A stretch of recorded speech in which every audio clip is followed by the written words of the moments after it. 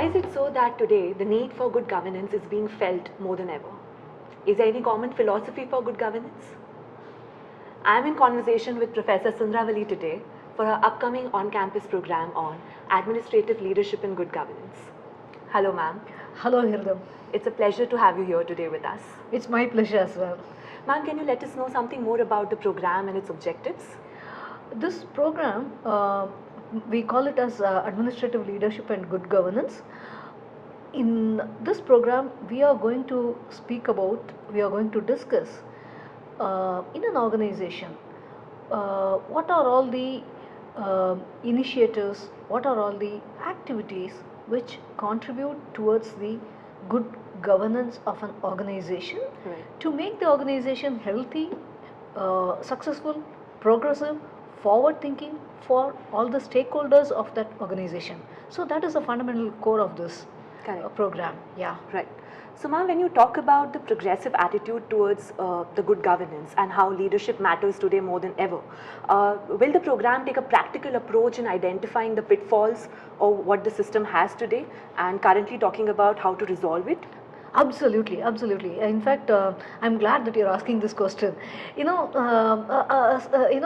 Sometimes when you speak about governance or corruption mechanisms, it is always considered as a taboo. Everybody doesn't want to. That is something that nobody wants to talk about, or it is there on papers. It is there on papers as a checklist, something that we have to tick mark and then we have to go ahead. And in our program, we are going to discuss about how this checklist or the tick marks would be connected to the internal processes of the organization. At the same time, what are all the one or two or at least a couple of activities that one must focus on to get into that good governance mode. And this would also speak about, for example, government has got, all organization has got several complaints and several audit mechanisms. Right. This has been considered as a chore, whether you speak about an organization, a private organization, or even a government ministry or a government department or a PSU. This is always considered as a chore, as one more item that somebody has to do. And people don't see the connectivity between, or people don't see the contribution of this towards the organizational productivity. And Right. this is something that we will be talking about in this program. This is something that we will be talking about in this program. I hope I am making myself clear to you. Right, ma'am. Yeah. Sure. So ma'am, do you think that each organization or each administration has a specific leadership style that can be only suitable for them? So participants or executives coming in this program also have to focus on the leadership style they are going to adopt for their own organization.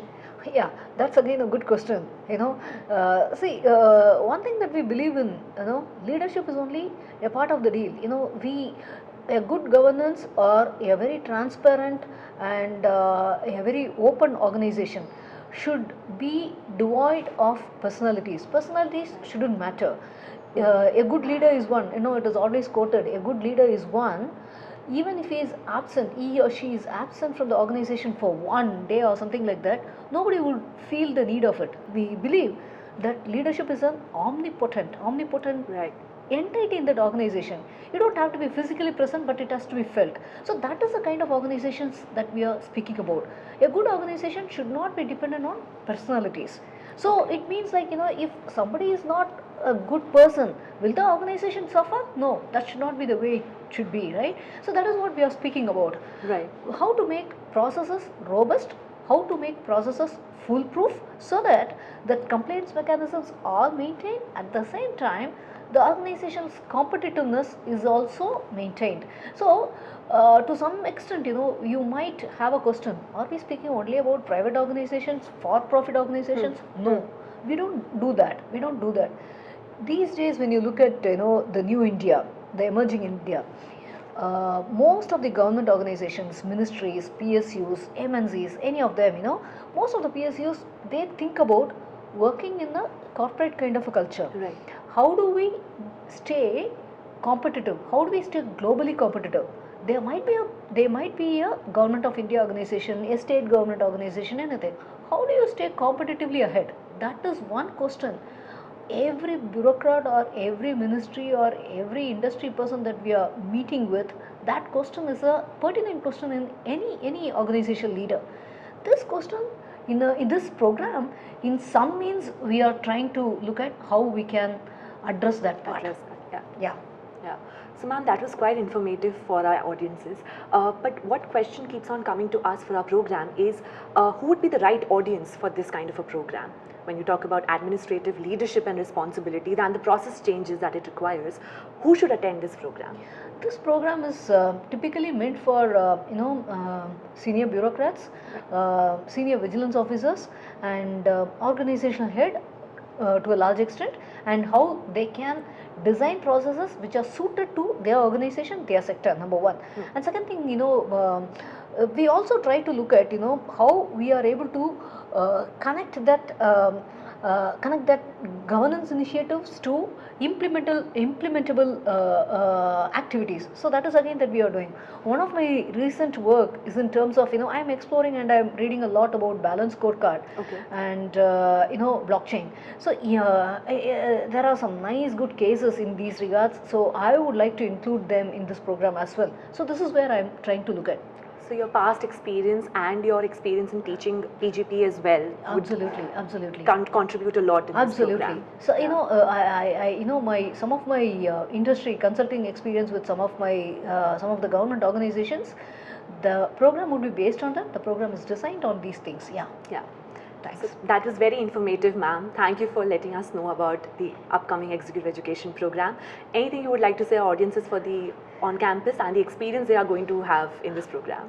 Okay, yeah, our campus, in fact, thanks for talking to me here in the first place. And second thing, this is going to be this at the moment we are, I think we are over with the COVID times. Yeah. And we hope to receive the participants on campus. And I don't have to tell you, everybody in the country as well as abroad also know about how beautiful our campus is. And in fact, our library is a very well resourced library. In fact, the way today also we are sitting in the library, and we have lots of campus is a very vibrant campus, and the participants will have the luxury or the fortune of having open access to our campus resources for the entire program duration, which is going to be a very big plus point for this program.